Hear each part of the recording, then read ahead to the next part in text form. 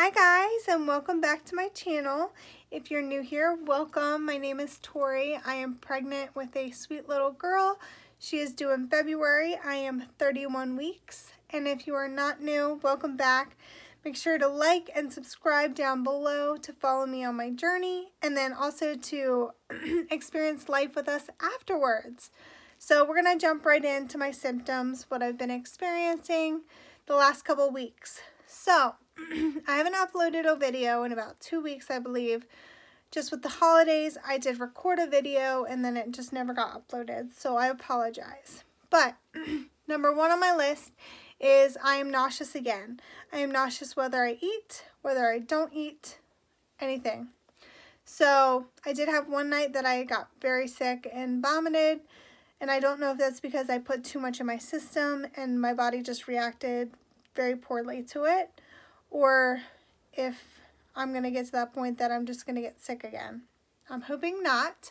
I did get sick with my boys at the very end. That's kind of how I knew labor was near, is I was actually throwing up. But I really feel like that night it was just because of what I ate and how it set in my system. That's one thing. Number two, heartburn. My heartburn never really went away, but it definitely has been getting worse again. So making sure I take Tums if I have to. It's mostly at nighttime. If I wake up at night, I definitely notice it a little bit more. So, indigestion and everything else like that. That's been another thing. Definitely a lot more like gassy and burpy and like that kind of thing. Just because all your stuff in your system slows down because of the baby growing. Another thing is, obviously with the baby getting bigger towards the end of the pregnancy, everything shifts around in your body. All your organs and everything else kind of shift upwards, so there's not as much room for your intestines and everything else like that, so everything works slower. So I've definitely noticed that I have to eat smaller meals, because if I don't eat smaller meals, by the end of the night, I'm so uncomfortable and tight because of everything building up in my stomach, just because your system is a lot slower. So I get to the point that I feel like if you were to take a needle and poke me with it, I'm going to burst like a balloon, just because my skin is so tight. And I've done that like the last 3 nights. So we're going to try not to do that anymore, because it's very, very uncomfortable. I get to the point that I don't even want to be touched. Like, I will get in the bath or shower to kind of try to help. And it does help some. It definitely feels better when I'm in the tub than outside of the tub. But when I get out, I'm one of those people that I'm like, I don't want anything touching me. Like, I put like a dress on or something. A night dress, just because I don't want pants. I don't want like a band or anything across my stomach. Another thing would be her kicks and stuff. Obviously she's moving all over the place, which is fantastic, but I'm getting to that point now that she's moving so much and kicking like my bladder area that and my cervix, that it's like, okay, I'm either going to pee my pants or I feel like she's going to break my water just because she's kicking me so hard. And some of the kicks are painful. I mean, I got up this morning to go to the bathroom, and the way she kicked me, I almost shot off the toilet, because I was like, holy crap, her foot's going to come out or something. I mean, I hope it's not her foot. I hope she's head down. But I was like, holy crap, that really hurt. So definitely movements, her body is getting bigger, so her movements are more prominent and everything else now. And then I think I had mentioned this before in my previous video, but I don't remember that I did fail my 1-hour glucose test, and I had to go back for the 3-hour, which I was very, very nervous about, just because I passed the 1 hour with both my boys. Every pregnancy is different. You react differently to pregnancies and everything else. So when I got the phone call that I had failed by like only a couple points, and I was just like, dang it. I really don't want to go do the 3-hour test, because I know how crappy I feel during the 1 hour. So I made the appointment. I made the appointment first thing in the morning because you have to fast. So I got there at like 8:15 in the morning, and I went back, and truthfully, I took a book. I took The Magic of Motherhood with me book, which is a really great book. I had my phone and I had magazines just to kind of keep myself preoccupied. So I went in. They take your blood, your fasting blood first, and that was already kind of painful because my arm was bruised from the week prior going to get my blood drawn for the 1 hour test. The 1 hour, the first hour was the worst for me. I didn't get sick. I did kind of feel like uneasy and everything else, but I was okay. The worst part for me was every hour that I had to go back and get my blood drawn. Being pregnant 2 other times, and you know, everything else with my health history, just with like my stomach and everything else, I'm used to getting needles. I'm used to getting shots. I'm used to getting my blood drawn. I'm used to IVs. So it doesn't really bother me. But it really bothered me this time because, you know, my arm was sore from the week prior. Then they had to do 2 needles in this arm and then 2 needles in the other arm. And my left arm, I typically don't get my blood drawn just because it takes a little bit longer for them to get blood out. And it took a while. Like, she had to keep shifting the needle around, and that was making me nauseous just by like pulling the needle out and wiggling it a little bit to try to get the blood flow to come out. And I was just praying. I'm like, please just let the blood come out because I don't want to have to get poked and prodded again. But after it was all done, it was fine. I was definitely very tired that day. I was exhausted. And I think it's just because, one, I hadn't ate. So by the time I got out of there, it was like 12:30. I was starving and I was just exhausted. So that was really the only thing that bothered me. I did pass, thank goodness. But other than that, it was just the needles, the blood draws. After, my arms were so sore, so bruised up. It looked awful. But I was happy to hear that I had passed. And then I had a doctor's appointment the following week because I had gone to get the 3 hour in between my 2 week appointments or whatever. And I had mentioned this in my last video that I hadn't gained any weight in the 4 weeks prior. And if I went and I didn't gain any weight, I was going to bring it up to the doctor. So I went in, and not only did I not gain any weight in the past 2 weeks, I lost 2 pounds. And I'm like, okay, so in the total of 6 weeks, I haven't gained 1 pound. I've lost 2 pounds. Like, I was concerned. So I brought it up to him, and he didn't seem concerned. He's like, you're very petite. You know, you've had 2 other healthy pregnancies. You had them at 37 weeks. They both were smaller.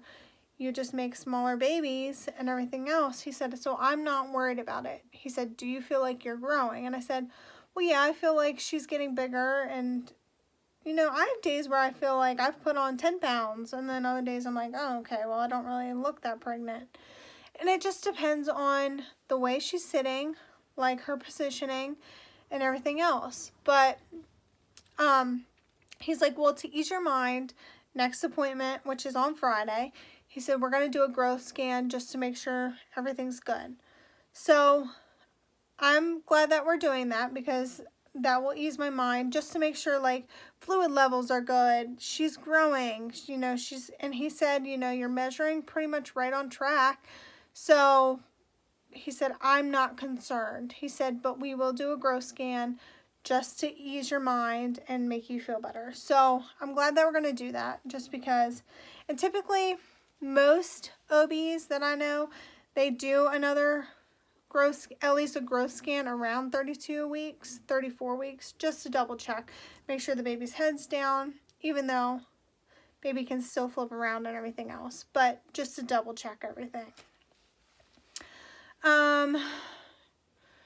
Trying to think of other things that have been happening.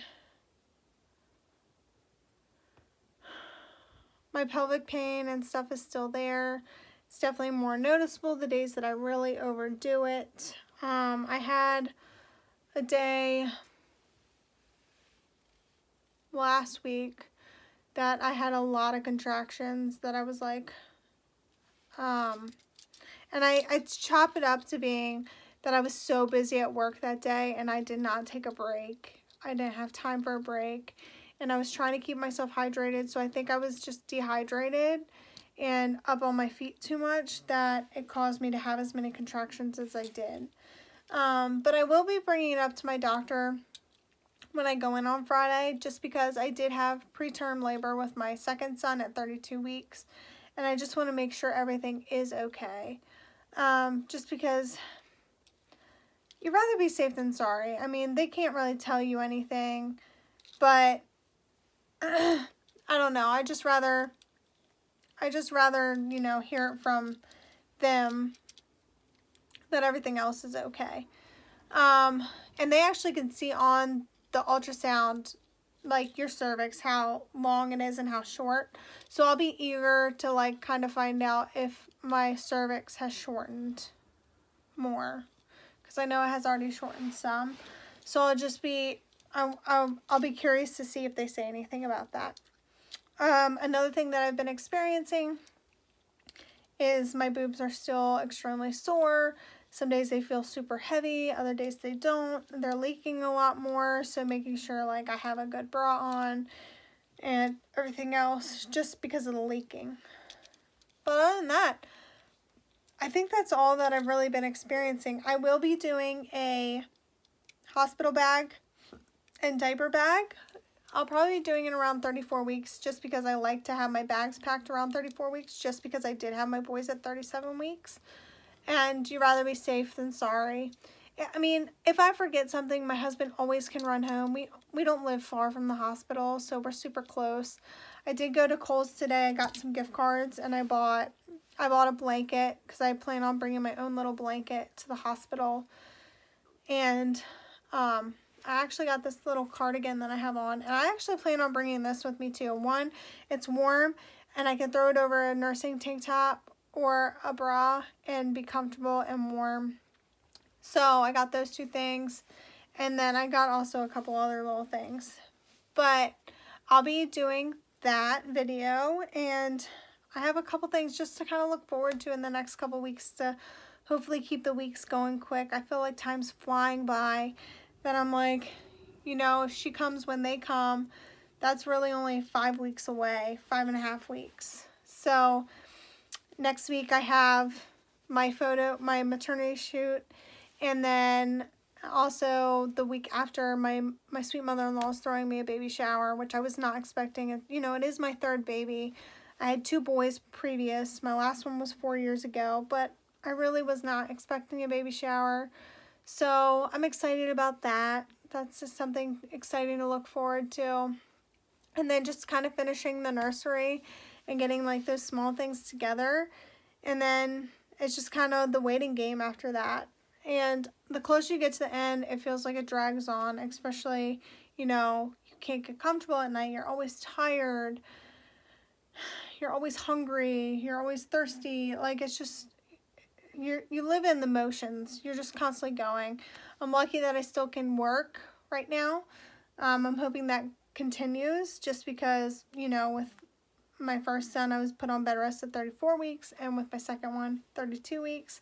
So I'm getting to that point, 32 weeks on Friday, that I'm like hoping that I can stay working. Luckily, I'm not working full time. I'm not working a ton of hours, so it's not as much on my feet, but then I'm at home and on my feet, so I'm still working a lot. So just making sure, you know, that I do what's best for baby's health and my health, but I just want to make sure she's healthy, that she comes into this world safely, and everything else. But that's all I have for now, and I'll keep you guys updated. I'll be back next week for another bump date.